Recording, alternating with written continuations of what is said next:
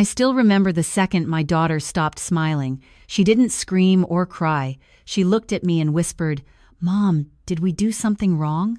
That question hurt more than any insult because an adult decided my children weren't important enough to belong. A few hours later, my husband stood up in front of my family. He didn't argue. He didn't explain. He pulled out his phone. What he said next didn't just end a birthday party.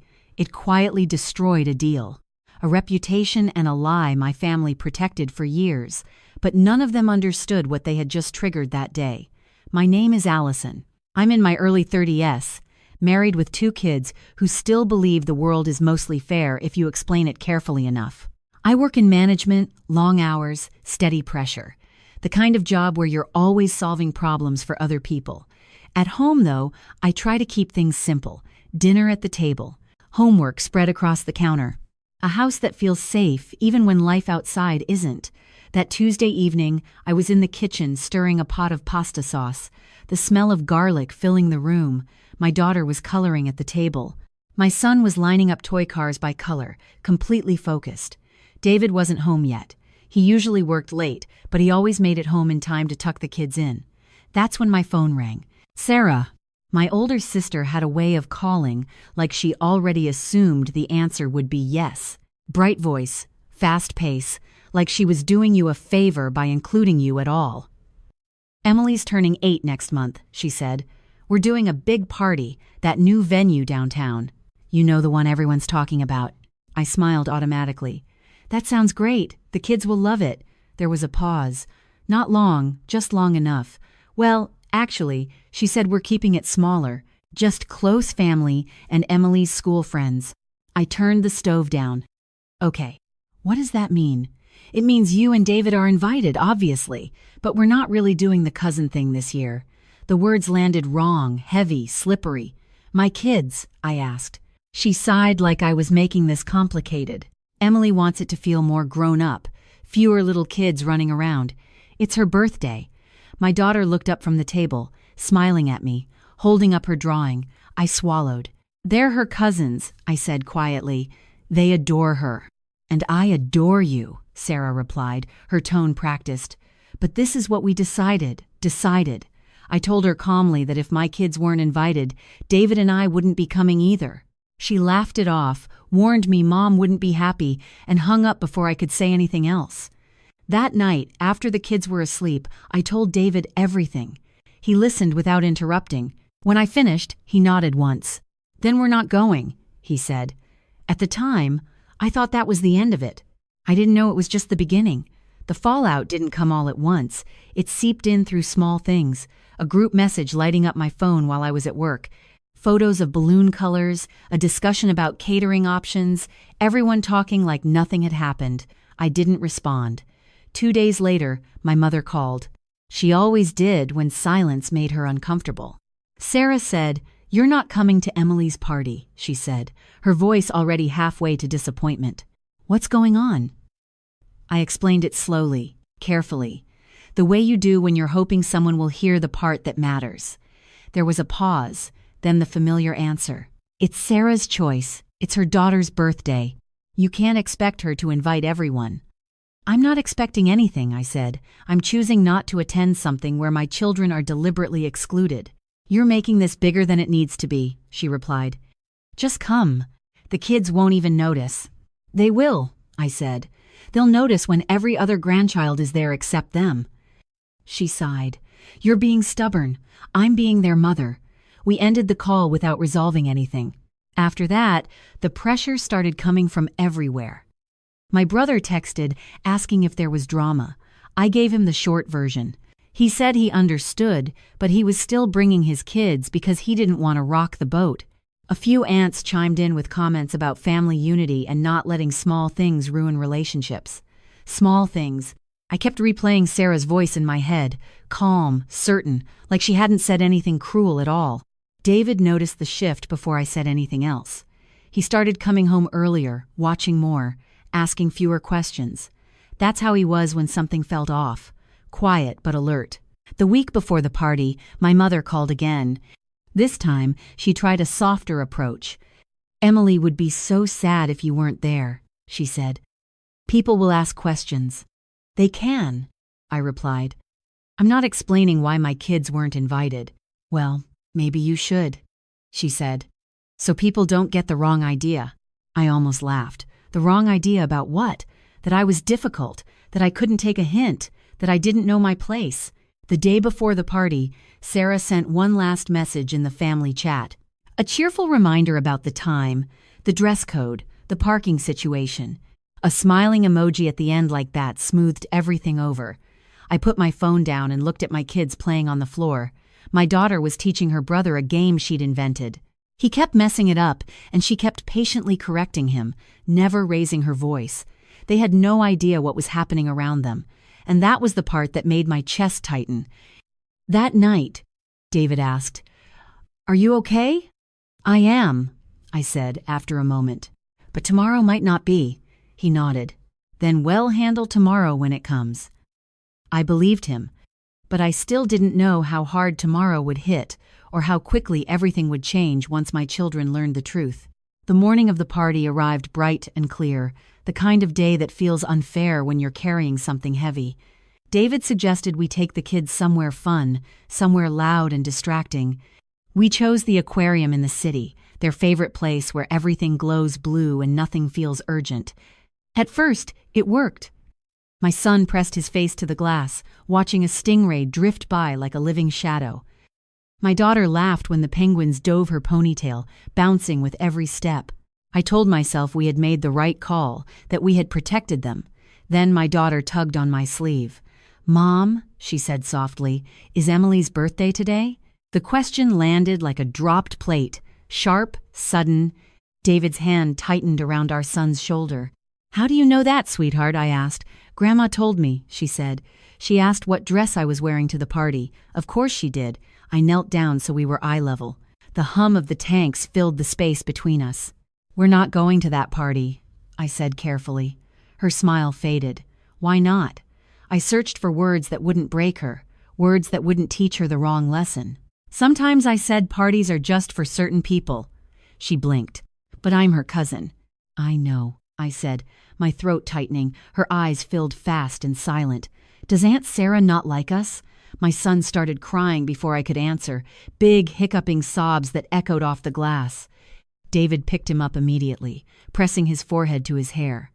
"We're going home," he said quietly. The drive back was silent, except for sniffles in the back seat. I kept my eyes on the road because if I looked at the mirror, I knew I'd lose it. When we got home, I put on a movie and handed out snacks like bandages. The kids curled up together, already drifting back toward normal. Kids are resilient like that. I wasn't. David disappeared into his office. I could hear the low murmur of his voice through the door, not angry, controlled. That scared me more. An hour later, my phone buzzed, then buzzed again. Messages stacking up, missed calls. My mother, my brother, Sarah. I walked into the office. David looked up at me, his expression calm but resolved. The kind of calm that comes after a decision has already been made. "They made our children cry," he said.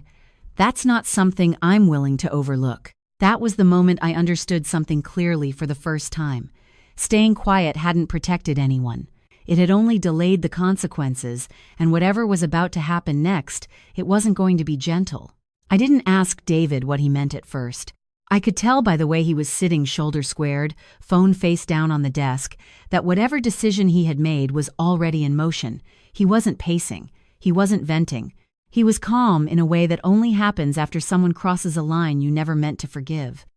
"What did you do?" I asked quietly. He turned the screen toward me.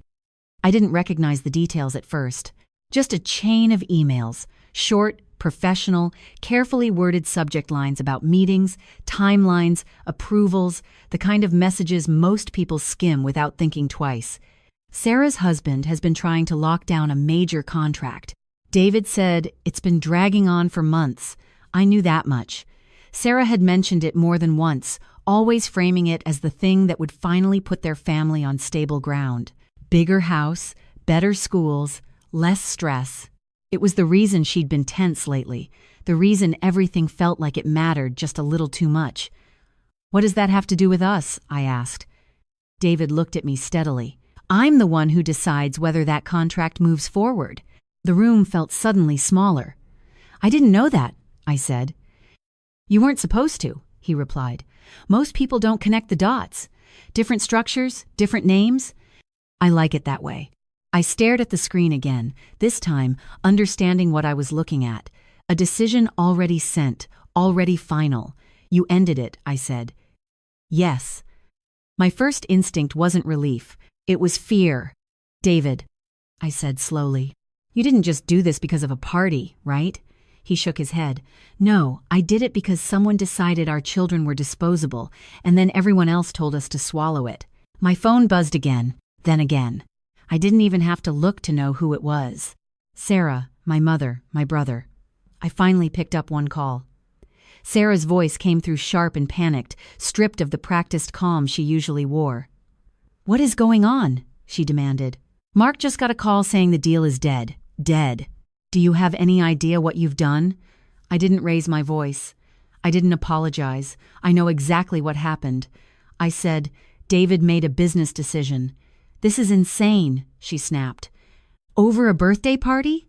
No, I replied. Over how you treated my kids, she scoffed.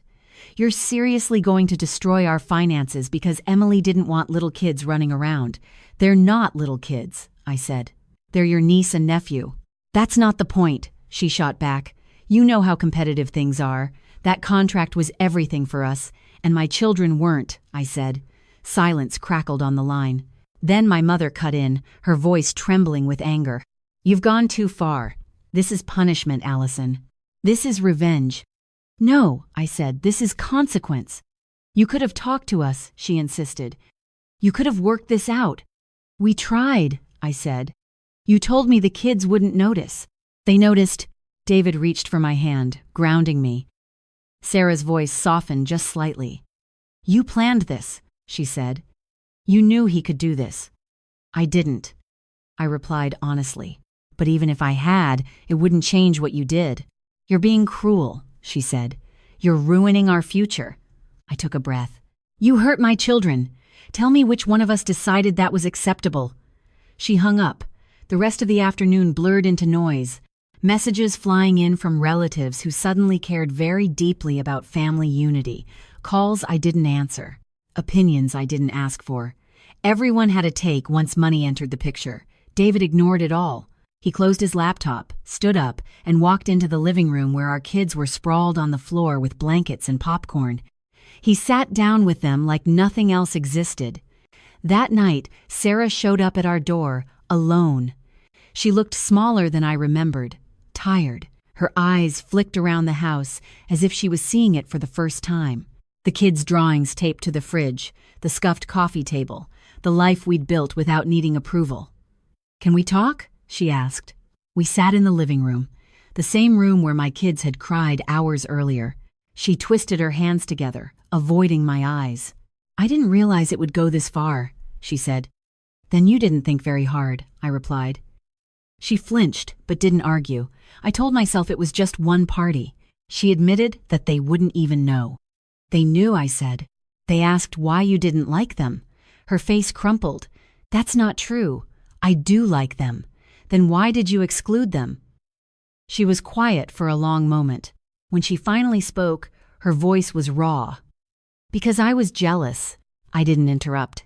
Your kids are sweet, she continued. Everyone says it. Mine's been struggling lately. Tantrums, acting out. I felt like everything was a comparison and I was losing. I wanted one day where I didn't have to feel that. So, you made my kids pay for it, I said. She nodded, tears spilling over. I didn't think it through.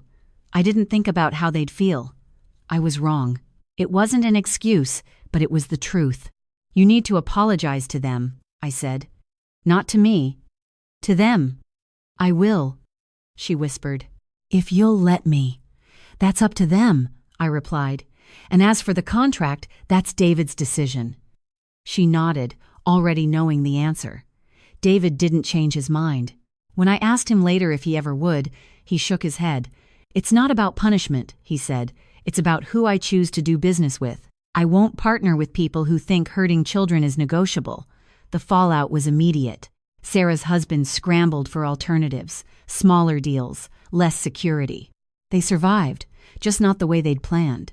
Sarah came back a week later with Emily. She knelt in front of my kids, eyes level, and apologized. No excuses, no qualifiers. Emily handed them handmade cards, inviting them to a cousin-only celebration. Cake, balloons, just family. My kids forgave her instantly, the way children do when you give them honesty. The adults weren't so quick. Family gatherings changed after that. Conversations quieter, smiles more careful. Everyone knew the rules now, even if they didn't like them. And as for me, I didn't feel victorious. I felt clear. For the first time, no one questioned whether my children mattered. That was enough. The days after everything happened were quieter than I expected. Not peaceful, just subdued. Like everyone was carefully choosing their words, aware that something permanent had shifted. Sarah kept her promise. She brought Emily over one afternoon with a small cake and a handful of balloons. No big speeches, no audience. She knelt in front of my kids and apologized directly. She told them she was wrong, that they mattered, that she should never have made them feel otherwise. My daughter listened closely, then nodded once. My son hugged Emily before anyone said another word. Children don't hold grudges when adults stop lying. The relationship between Sarah and me didn't snap back into place. It settled into something more cautious, polite, honest, a distance that wasn't punishment, just protection. She understood that now. David never reconsidered his decision. He didn't gloat. He didn't explain himself again. When family members hinted that things had gone too far, he simply said, "I stand by it," and that was the end of the conversation.